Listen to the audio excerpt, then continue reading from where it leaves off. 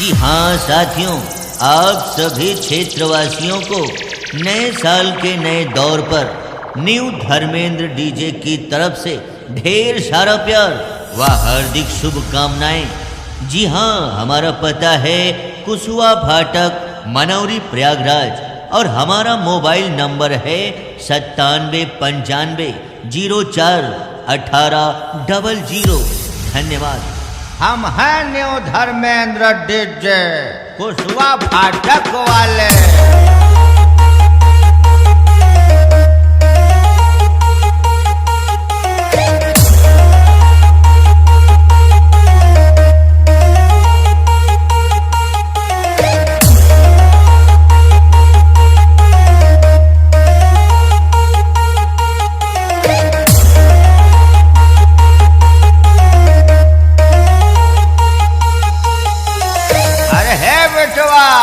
हम सुने हैं तई दहेज लैके आपन बियाह करे आहा, एही से तोर मेहरिया कहत रहे का न पकाइब हम रोटी नाही माजब बरता नवा। दहेज लेके अइले बाटी तोहरा के सजनवा, दहेज लेके अइले बाटी तोहरा के सजनवा। अरे बेटवा, हमरे चक्कर में रहब्या तो बिक जाई तोहार मकनवा और बंद हो जाई तोहार दुकानवा। हम हैं न्यू धर्मेंद्र डीजे, ऑपरेटर बलमेंद्र डांग।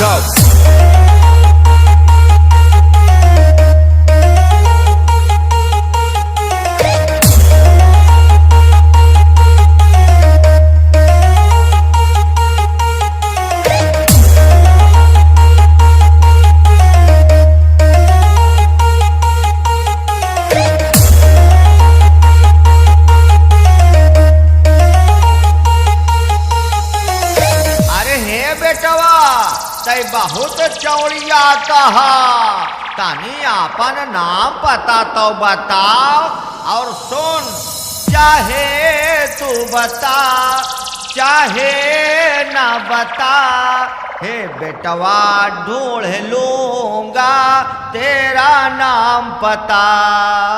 हे बच्चा ढूंढ लूंगा तेरा नाम पता।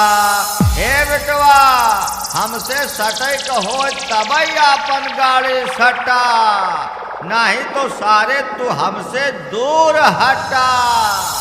और दूसरे का मंगनी का डिब्बा मांगे खातिर कौनो मुर्गा फिर पटा ना, सारे मंगता हवा। हम हैं न्यू धर्मेंद्र डीजे कुसुआ फाटक वाले।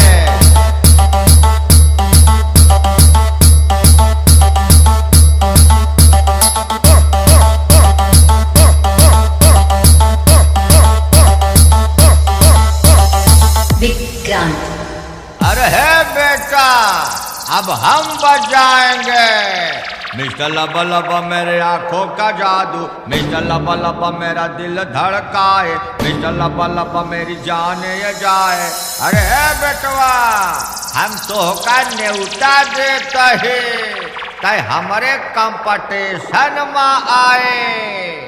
अगर सटे का होई तब सटे बेटवा, नहीं तो अपन थोबड़ा हमका ना देखाए। सारे मंगता हवा। हम हैं न्यू धर्मेंद्र डीजे कुसुआ फाटक वाले।